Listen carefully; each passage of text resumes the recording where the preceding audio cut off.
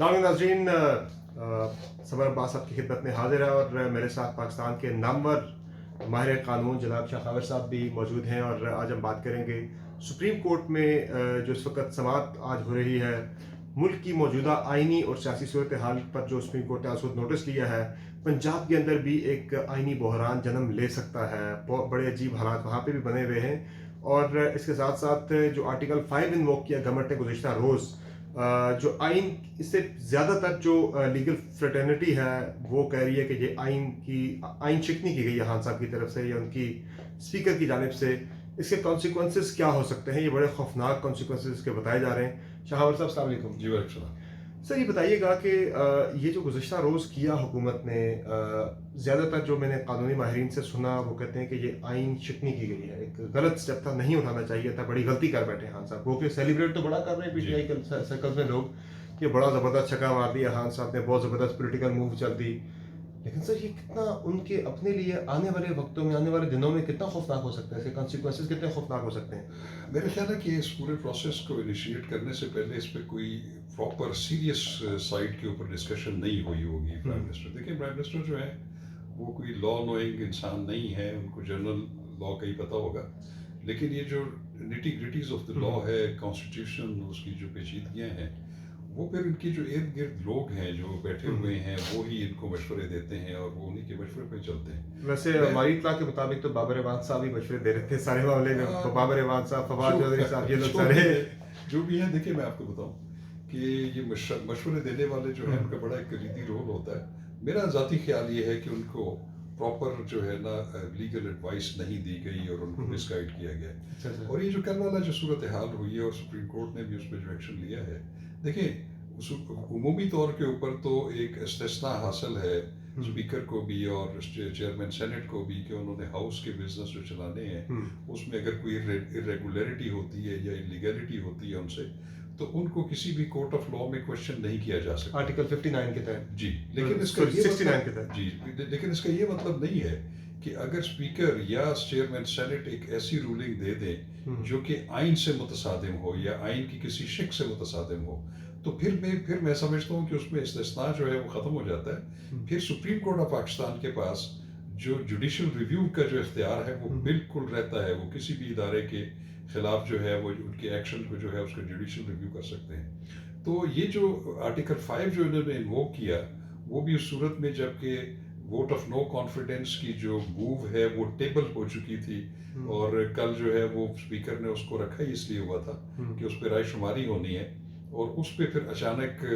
وزیر قانون جو ہے وہ ایک پوائنٹ آف آرڈر پہ آرٹیکل 5 پڑھتے ہیں اور پھر اسپیکر اس کو فوراً رولنگ دے دیتے ہیں۔ تو اس کا مطلب تو یہ ہوا کہ اس رولنگ سے تو آپ نے یہ کر دیا کہ جن لوگوں نے وہ قرارداد موو کی تھی یا جو اس کی حمایت میں تھے، جتنے بھی ایم این ایز، اس کا مطلب ہے کہ انہوں نے وہ ریاست کے وفادار نہیں ہیں۔ تو اگر ریاست کے وفادار نہیں ہیں تو پھر تو وہ غدار ہیں، وہ ٹریٹر ہیں۔ تو آپ نے ایک رولنگ سے آرٹیکل 6 لگتا ہے آف کورس اگر یہ ثابت ہوتا ہے، جی بالکل ایسے ہی۔ تو پھر میں یہ کہتا ہوں کہ یہ اس کو اس طریقے سے ایک جلد بازی میں اس طرح کو، جو کہ پری پلانڈ بھی تھا، کیونکہ اس کے بعد میں بھی جو اس کے فوراً بعد جو ہوا وہ یہ ہوا کہ وزیر اعظم جو ہیں وہ قوم سے خطاب انہوں نے مختصر کیا اور انہوں نے کہا کہ میں نے آرٹیکل 58(1) کے تحت جو ہے وہ پریزیڈنٹ کو سفارش کر دی ہے، اور وہ سفارش فوراً قبول بھی ہو جاتی ہے۔ اب یہاں پہ دیکھنا یہ ہے کہ جو ووٹ آف نو کانفیڈنس کی موو ابھی ان اٹینڈڈ تھی، اس پہ عمل درآمد ہونا تھا، اور آئین یہ کہتا ہے کہ جب کسی کے خلاف، وزیر اعظم کے خلاف ووٹ آف نو کانفیڈنس جمع ہو جائے، اس کے بعد ان کے پاس جو اسمبلی تحلیل کرنے کا جو اختیار ہے وہ ختم ہو جاتا ہے۔ تو سر یہ جو آپ نے بات کی کہ اگر یہ سب ثابت ہوتا ہے، جس طرح آرٹیکل 5 انووک کیا گیا ہے تحریک عدم اعتماد کو روکنے کے لیے، اگر یہ ثابت نہیں ہوتا، سارا معاملہ ثابت نہیں کر پاتی گورنمنٹ، تو پھر تو یہ آرٹیکل 6 ان کے اپنے اوپر انووک ہو سکتا ہے، سنگین غداری کا مقدمہ پرائم منسٹر پہ، اسپیکر پہ، یا فواد چودھری صاحب پہ۔ دیکھیں اس کی امپلیکیشن ضرور ہو سکتی ہے، لیکن سپریم کورٹ آف پاکستان جو ہے میرا خیال میں اس زیادہ ڈیٹیل میں نہیں جائے گی۔ وہ صرف یہ دیکھیں گے کہ جو اسپیکر کی جو رولنگ ہے آرٹیکل 5 کو جو انہوں نے انووک کیا ہے،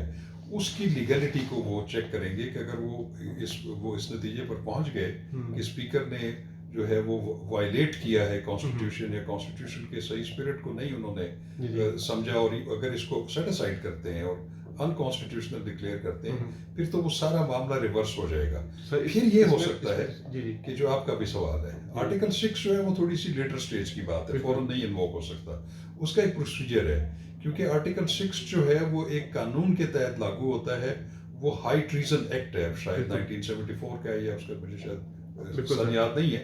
लेकिन उसमें ये होता है कि वो फेडरल गवर्नमेंट जो है, कैबिनेट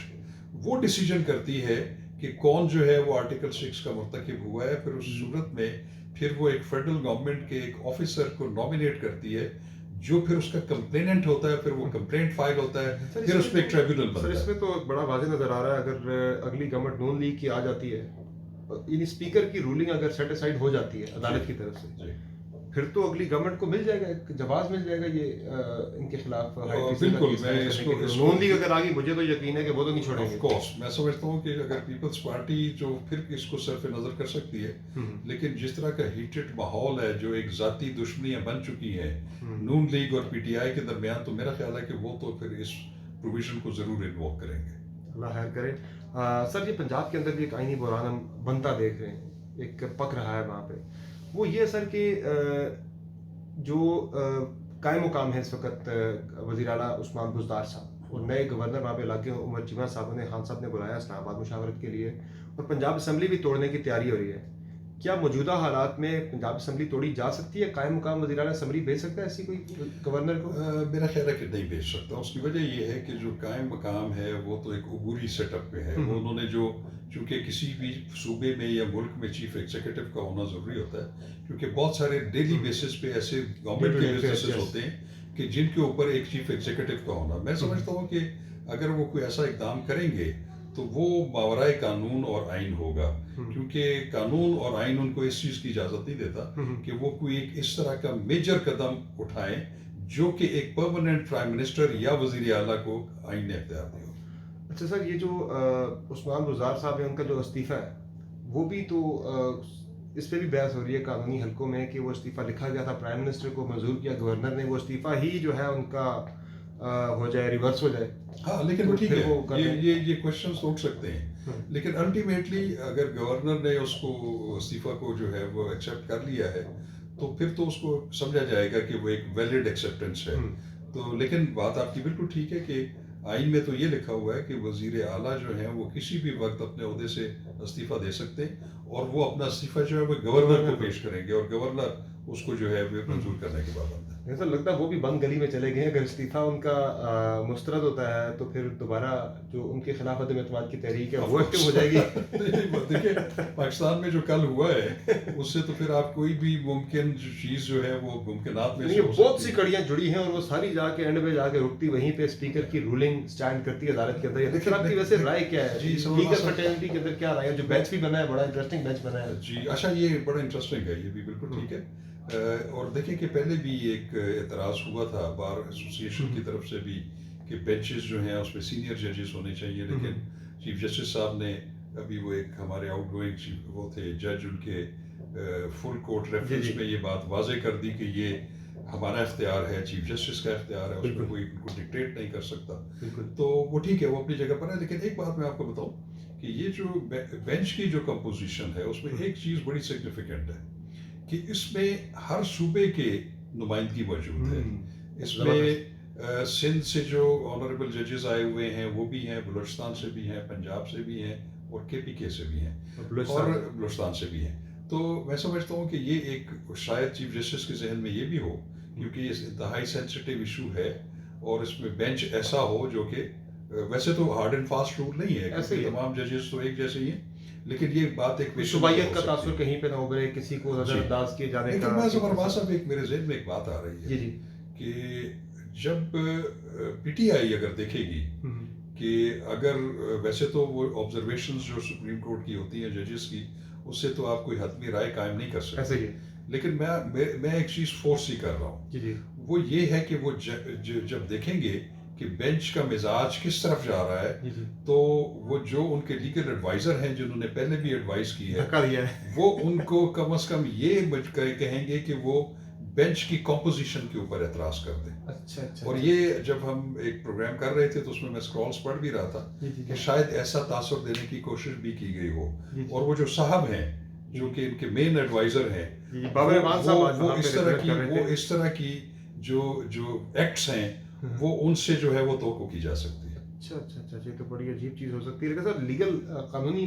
جو آپ کی برادری ہے، لیگل فریٹرنیٹی، اس میں کیا رائے ہے؟ یہ رولنگ اسٹینڈ کرے گی نہیں کرے دیکھیے گی؟ آپ نے دیکھا ہے کہ کل سے بہت چانس کیا سارے لگ جو رہا ہے؟ سینئر لائرز ہیں جو ہاں۔ کانسٹیٹیوشن کو سمجھتے ہیں، تو ان میں نے تو جو سیریس نوٹ پہ جنہوں نے ڈسکشن کی ہے وہ تو یہی سمجھتے ہیں کہ یہ جو اسپیکر کی رولنگ ہے یہ آئین سے ماورا ہے، اور